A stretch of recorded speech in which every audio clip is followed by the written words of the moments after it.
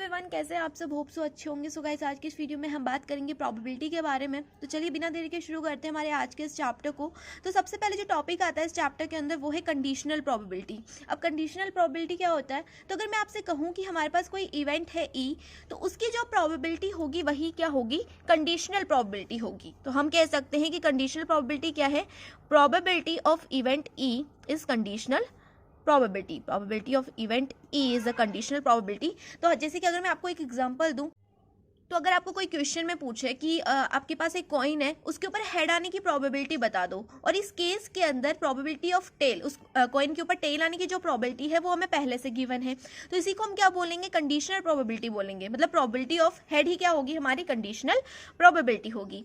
तो यहाँ पर हमें कंडीशनल प्रोबेबिलिटी का मतलब क्या है? प्रोबेबिलिटी ऑफ इवेंट ई ही क्या है? कंडीशनल प्रोबेबिलिटी है, और इस केस के अंदर हमें प्रोबेबिलिटी ऑफ एफ पहले से ही गिवन होगा। ठीक है, तो चलो अब इसको डिनोट कैसे करते हैं? इसको डिनोट करते हैं probability of E by F से। अब इसका मतलब क्या है कि हमें प्रोबेबिलिटी ऑफ इवेंट ई निकालना है, और इस केस में हमें probability of event F given है। ठीक है, तो जब हमें प्रोबेबिलिटी ऑफ एफ गिवन है, उसके रिस्पेक्ट में हमें निकालनी है प्रोबेबिलिटी ऑफ ई। तो इसको हम कैसे निकालते हैं? इसका फॉर्मूला होता है probability of E intersection F upon में प्रोबेबिलिटी ऑफ एफ। अब इंटरसेक्शन क्या होता है ये तो आपको पता ही होगा, सेट चैप्टर में हमने पढ़ा था। नहीं पता तो कोई बात नहीं, जब हम क्वेश्चन लगाएंगे मैं आपको अच्छे से समझा दूंगी कि कैसे सॉल्व करते हैं।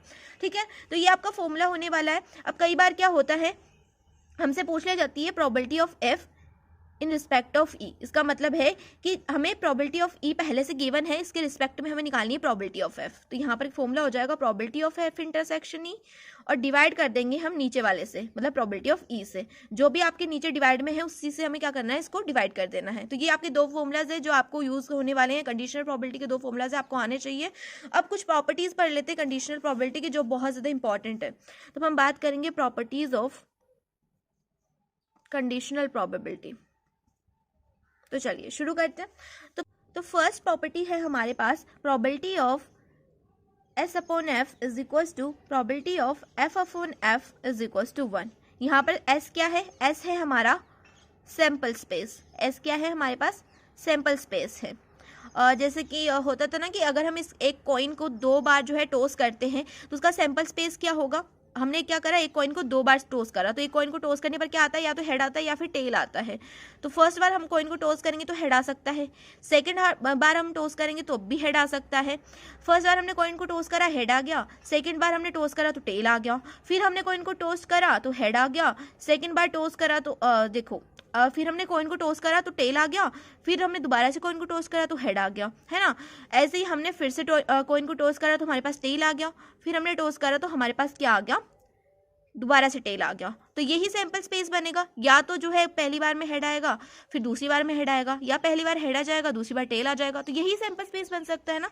तो यही क्या होता है? सैंपल स्पेस होता है। ठीक है, तो सैंपल स्पेस का मतलब क्या है? यही चीज है। तो यहाँ पर क्या है? Probability of S upon F is equal to probability of F upon F is equal to क्या होता है? 1 होता है। अब सेकेंड जो आपका प्रॉपर्टी है वो है probability of E dash F upon में F is equals to 1 minus में probability of E by F. अब यहाँ पर क्या है? देखो, जो आपकी टोटल प्रोबेबिलिटी होती है ना वो क्या होती है? 1 होती है। तो अगर हमें probability of E dash F निकालना है तो probability of E dash F का मतलब क्या है? देखो यहाँ पर probability of E by F था ना, तो जो probability of E by F में नहीं है वो क्या होगा? Probability of E dash F में होगा। जो भी चीज़ें probability of E by F में नहीं आई हैं वो किस में आएंगी? Probability of E dash F में आएंगी। ठीक है, तो यहाँ पर ये कैसे बना ये फॉर्मूला? देखो, probability of E by F plus में probability of E dash F मिलकर के क्या होता है? इक्वल होता है ये 1 के, है ना। तो हमें निकालनी है वैल्यू किसकी? इसकी। तो हम क्या करेंगे? इस टर्म को दूसरी साइड भेज देंगे, तो इधर ये प्लस की है, उधर जाके माइनस की हो जाएगी। वही चीज़ हमने यहाँ पे लिखी है। ठीक है, तो चलिए बात करते हैं थर्ड टॉपिक की, थर्ड प्रॉपर्टी की। तो थर्ड प्रॉपर्टी है आपकी probability of A intersection B. तो probability of A intersection B कैसे निकालते हैं? ये निकालते हैं हम probability of A plus probability of B minus में probability of A union B करके। ठीक है, इसी को हम क्या कहते हैं? Probability of A intersection B कहते हैं।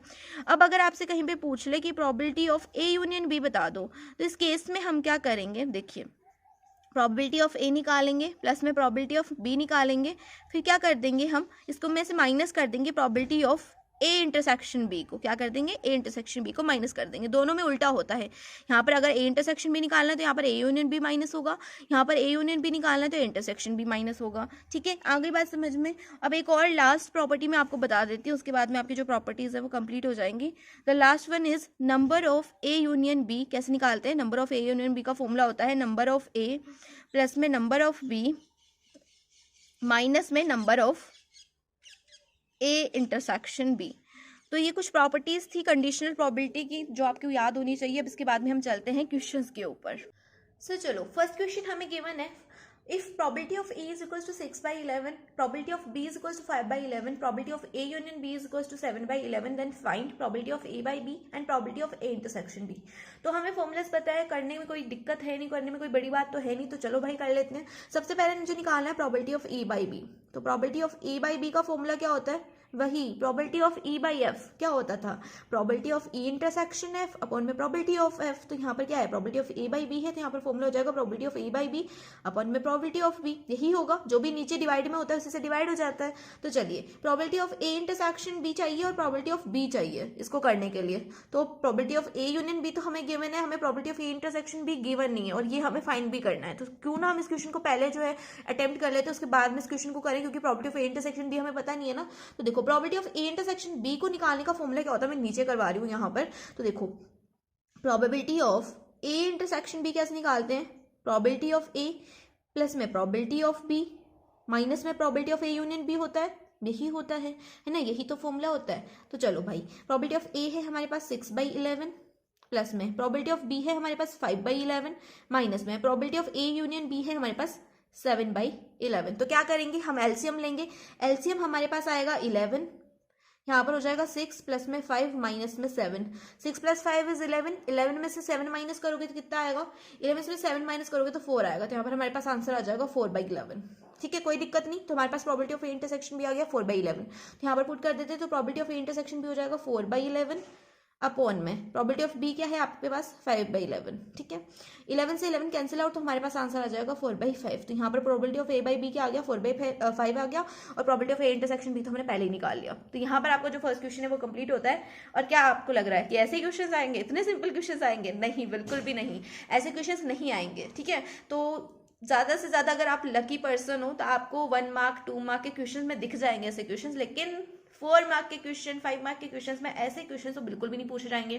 तो चलिए अब चलते हैं हार्डेस्ट क्वेश्चन के ऊपर।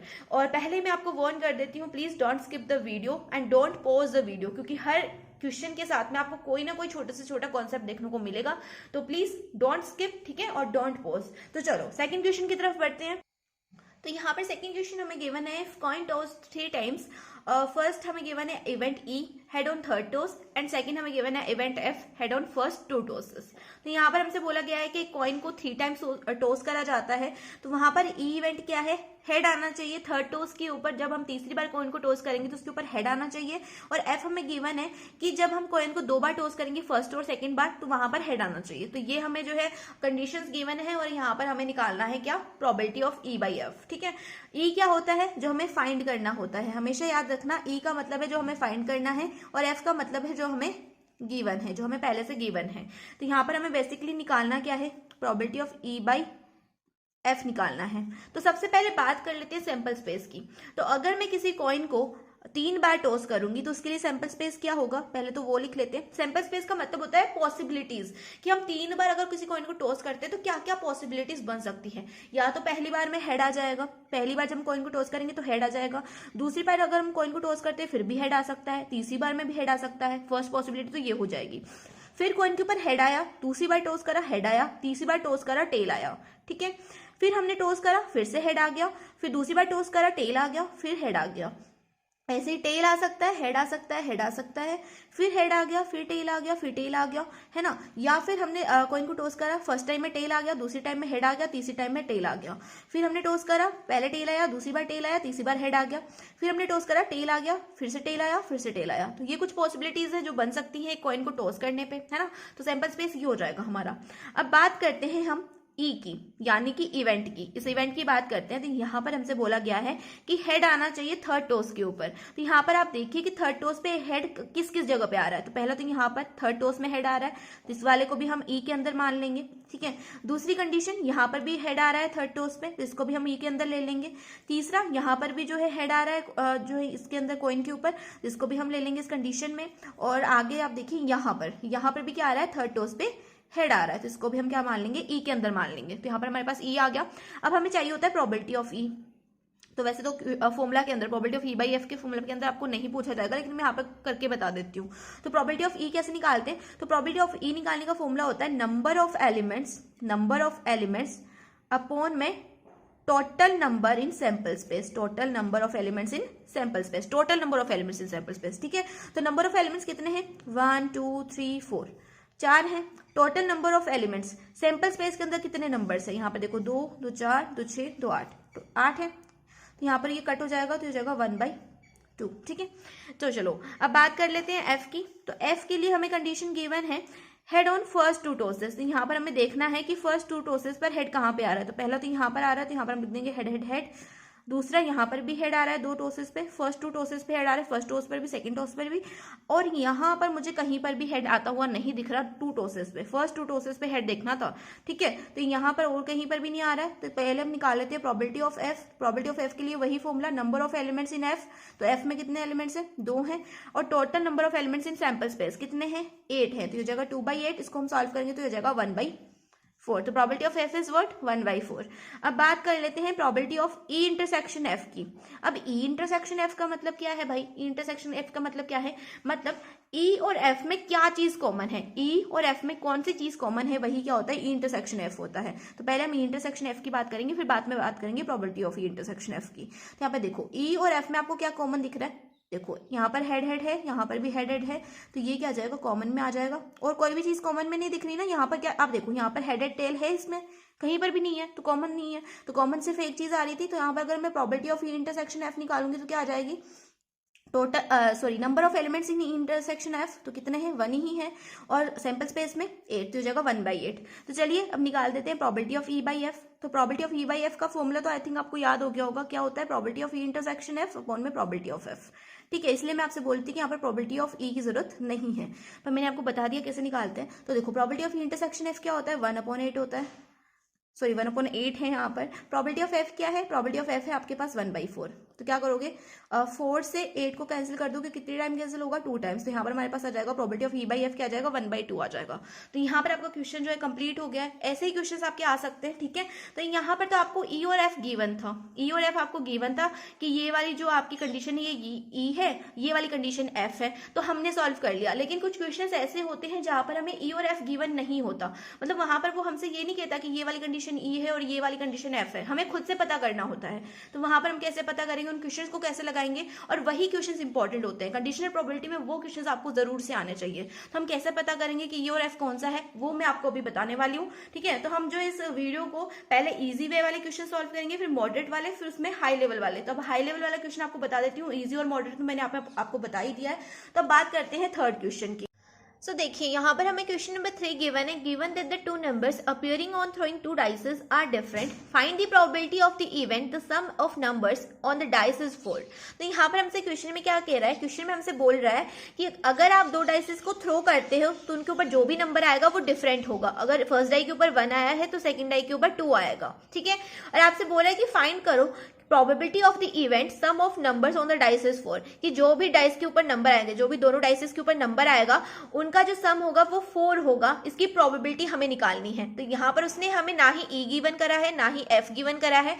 अब यहाँ पर हमें खुद से पता करना है और खुद से हमें मानना है कि ये चीज ई है और ये चीज एफ है। अब ये कैसे पता करेंगे, तो देखिए मैंने आपको एक चीज कही थी कि जो भी चीज हमें गिवन होती है वो एफ होती है, वो क्या होती है, एफ होती है। और जो भी चीज हमें फाइंड करनी होती है वो होती है ई। तो यहाँ पर ई क्या हो जाएगा, ई हमारा हो जाएगा सम ऑफ द नंबर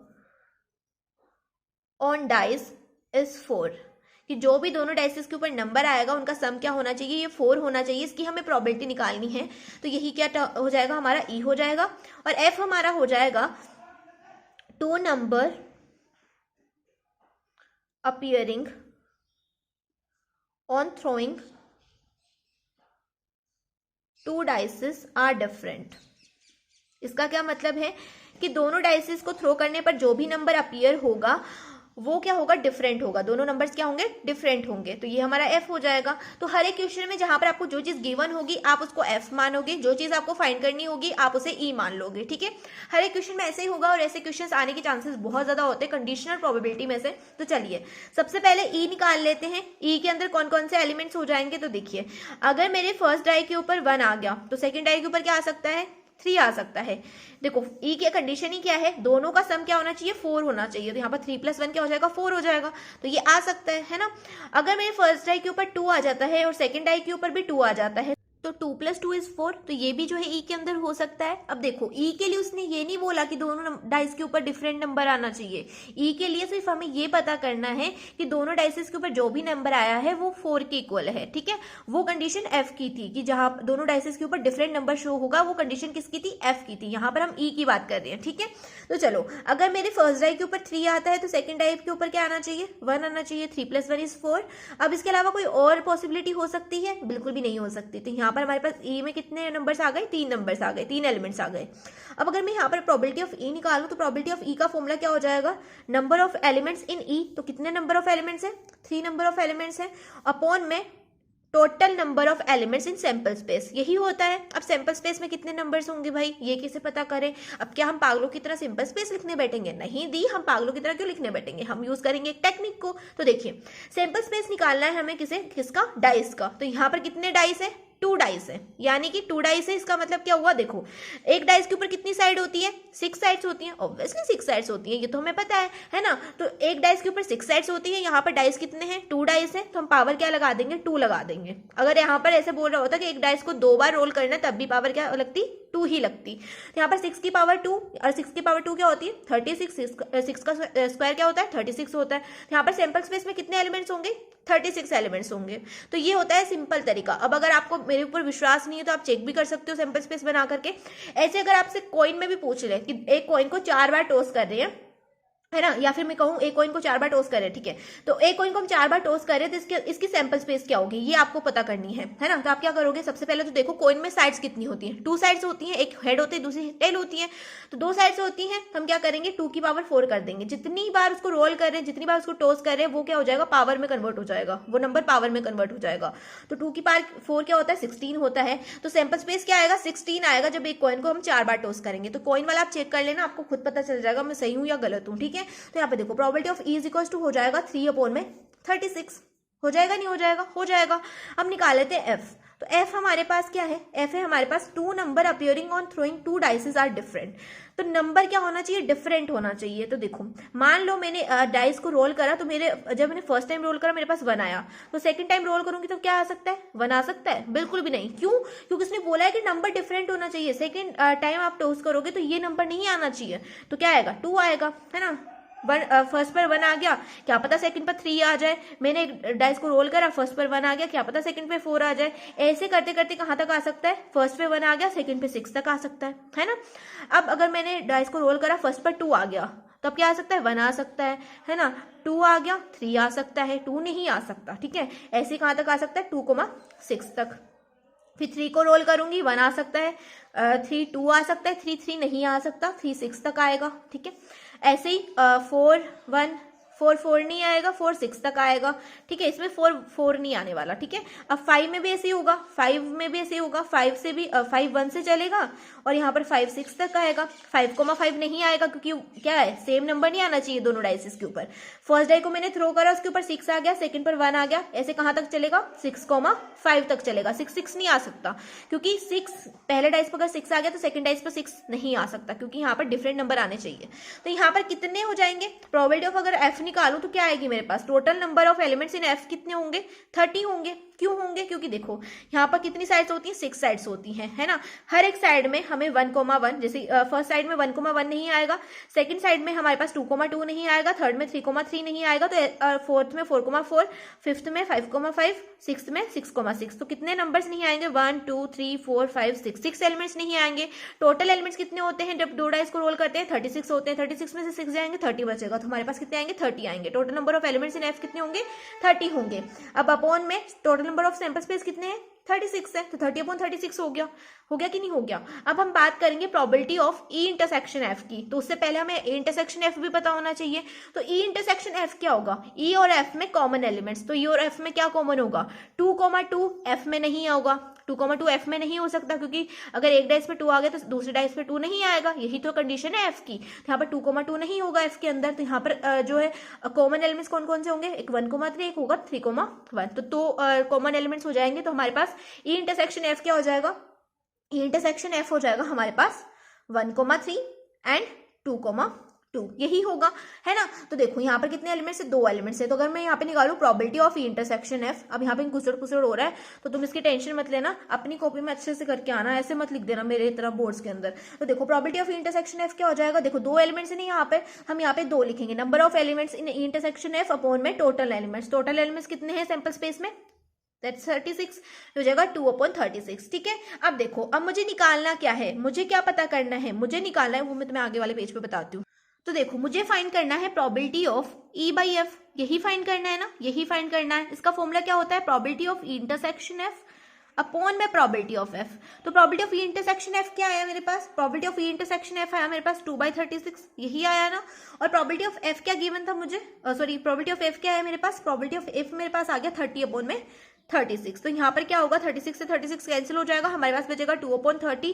तो यहाँ पर 2 से 30 को कैंसिल करेंगे तो कितनी बार कैंसिल होगा? 15 टाइम्स। तो हमारे पास probability of E by F क्या आ गया? 1/15 आ गया।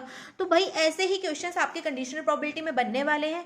और ये जो क्वेश्चन मैंने अभी आपको बताया है, ये हाई लेवल ऑफ क्वेश्चन है कंडीशनल प्रोबेबिलिटी का, इससे बढ़कर कुछ नहीं आएगा।